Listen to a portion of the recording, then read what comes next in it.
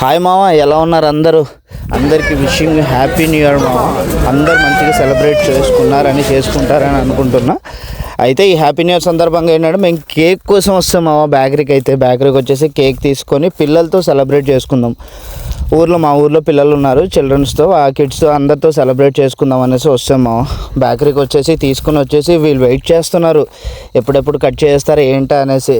చాలా పెద్ద కేక్ తెస్తారనేసి వాళ్ళ మైండ్లో ఉంది.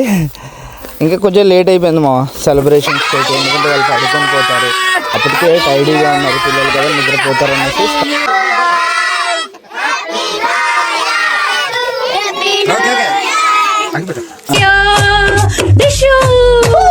పార్టీకి సిద్ధం కండయ్యో, ఆడాళ్ళు చేస్తారు కిట్టి పార్టీలు,